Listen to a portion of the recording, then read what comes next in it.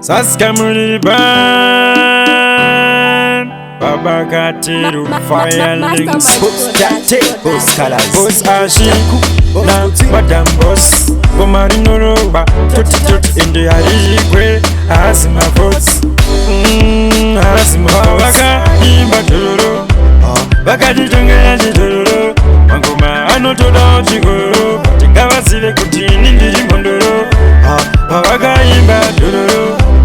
Baka Jitonga Jidolo Bosta Temangoma Anotoda Chigoro Ngawa Sile Ndimondoro Batitsa Kamira Ndimbora Titsa Munana Kukuna Kwavone Kwangu Shaka Ngufanana Bebira Vani Yangu Shaka Fanana Kutsuka Kushiba Kufanana Ande Kupiti Kana Kuti Kuchiti Unepima Kana Kutingine Honda Fiti Ilwendo Kesa Tukufaya Shiro Tashika Wawaka Imba Dololo Baka Jitonga Jidolo Mangoma Anotoda Chigoro Tingawa Sile Kutini Ndimondoro Wawaka Imba Dololo Baka Jitonga Jidolo Bosta Temangoma Anotoda Chigoro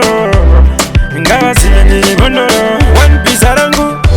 Tate Vaitanisa Late Kana Kuimba Andinete Inini Andinete Boss Ashi Na Madam Boss Bomarinoro Ba Tuti in the Arigwe Asima Votes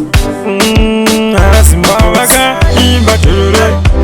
Baka Jitonga Jidolo Mangoma Anotoda Chigoro Tingawa Sile Kutini Ndimondoro Waka Imba Dololo Baka Jitonga Jidolo Bosta Temangoma Anotoda Chigoro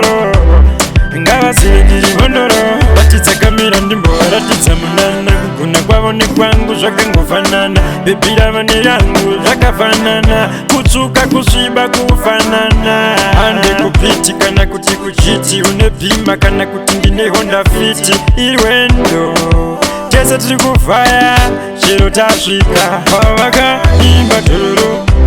Baka Jitonga Jidolo Mangoma Anotoda Chigoro Tingawa Sile Kutini Ndimondoro Wawaka Imba Dololo Baka Jitonga Jidolo Bosta Temangoma Anotoda Chigoro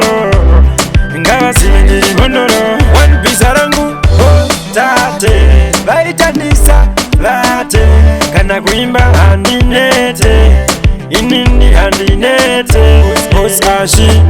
Na Madam Boss Bomarinoro Ba Tuti in the Arigwe Asima Votes Asima Waka Imba Dololo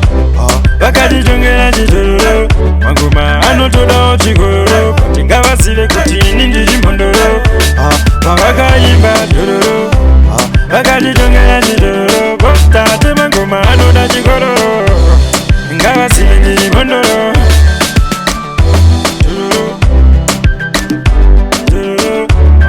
Anotoda Chigoro Tingawa Sile Kutini Ndimondoro Mastermind